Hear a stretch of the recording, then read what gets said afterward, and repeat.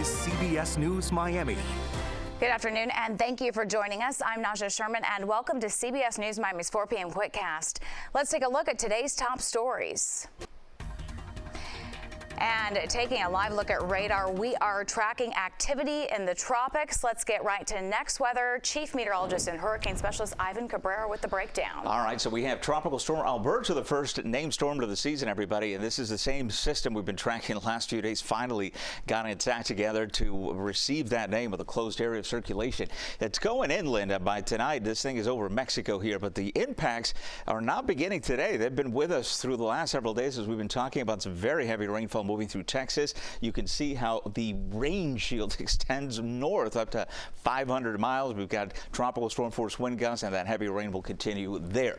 20% chance still of this little area developing here across the western Atlantic. That's going to move to the north and west. It has a small chance of developing. You can see that low kind of spinning up there and heading up towards Jacksonville. As that happens, we could get a tropical depression, but that's not going to impact us. We are quiet here as far as the tropics, but the east wind has continued to bring us some on and off showers, and we have more on the way over the next several hours. There you see Lighthouse Point getting into a Deerfield Beach, Pompano Beach with some showers, and more where that came from out from Bimini, continuing to head off to the east, or to the west, I should say. And you can see all the activity ending up towards the western side of the peninsula there. This is the kind of pattern we're going to be in for the next few days. It'll be breezy at times. We'll have those gusts, and with them we'll have some on and off showers. Hot too, temperatures in the upper 80s.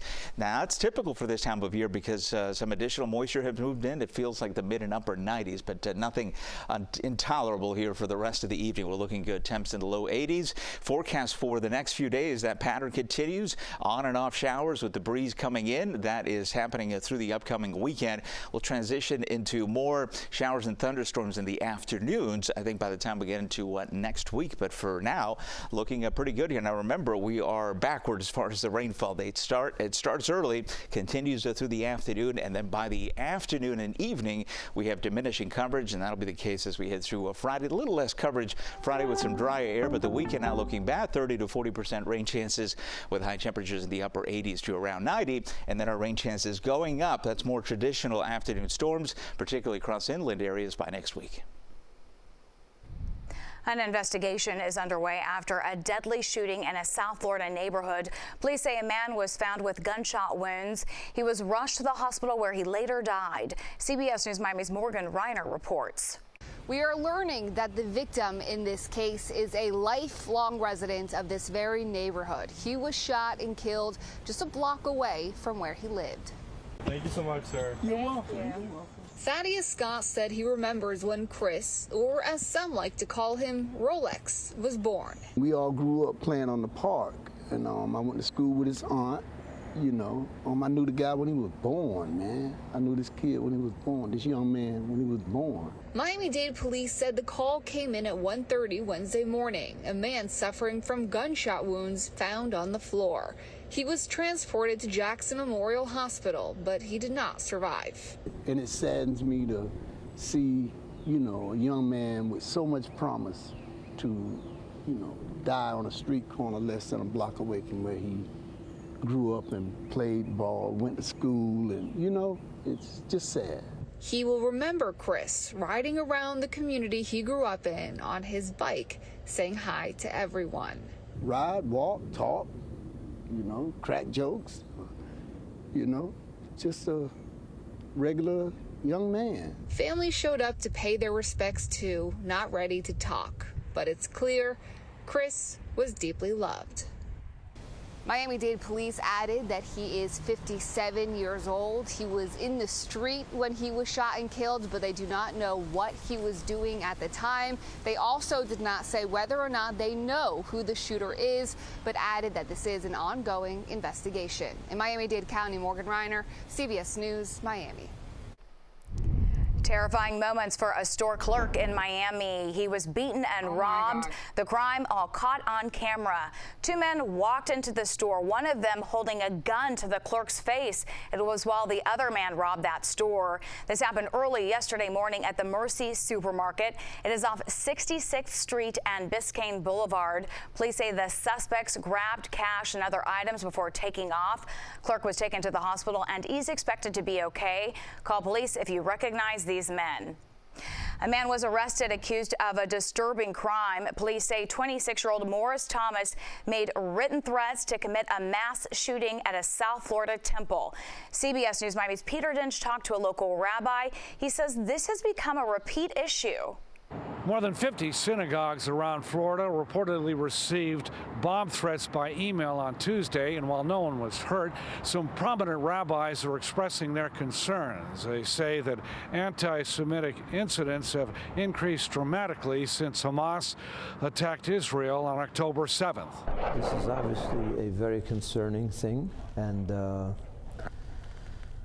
you know, it's the government and the authorities have to deal with that in the way they deal with it.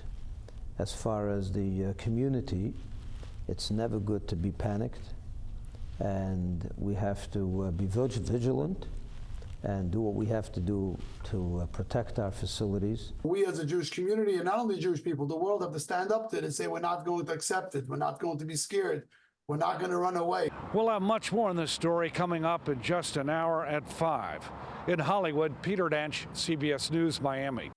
When we come back, mosquito control crews out in full force. They are getting ready to deal with all the pests after that rain.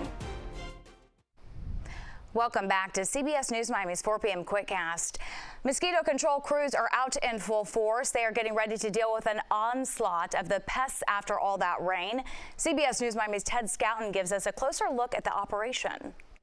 After all that rain that we had last week, get ready. We're going to be seeing a lot of mosquitoes in the next few days.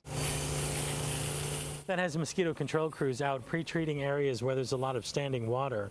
They're looking for mosquito larvae that are developing into adult mosquitoes. It normally takes about a week for them to develop. That means in the next few days, we're expecting to see the population peak. By the end of this week, beginning of next week, we are expecting that the adult mosquito population increase, and we are going to get a peak in adult mosquitoes. And at that time, we are going to ramp up our adulticide treatment. And coming up starting at 5, we'll take a look at what you can do at your own home to keep that pesky mosquito population in check. In Hollywood, Ted Scouten, CBS News Miami. Now to the hunt for the cup. Will the third time be the charm for the Panthers? The Cats are headed to Edmonton for Game 6 and another shot at winning their first Stanley Cup. The Oilers jumped on top early in Game 5, and from there they would not look back on the way to a 5-3 win. The Panthers will try to win the Stanley Cup Friday night in Edmonton. It's tough, obviously, at this stage of the, where you're at right now in the series, but I think another crack at it on Friday, and we did a really good job at the beginning of the series of building that lead. So really nothing changes from tonight's mindset. I mean, it's up 3-2 going back to Edmonton. A couple days to get ready to go for that. If the Panthers can't get it done on Friday night, Game 7 will be in Sunrise on Monday night. By the way, if you want to go, one resale ticket for the game is going for around $1,400. There is a new thriller you won't want to miss. The new drama Hotel Cocaine is a story that takes place right here in South Florida during the epic Miami cocaine era. Expect the unexpected. Like you said, it's an incredibly volatile world. Hotel Cocaine takes place at a transformative time in the history of the city of Miami, where you have, the Cuban influence really beginning to take hold in Miami. These Cuban exiles who were actually south-facing, they were looking to go back to Cuba.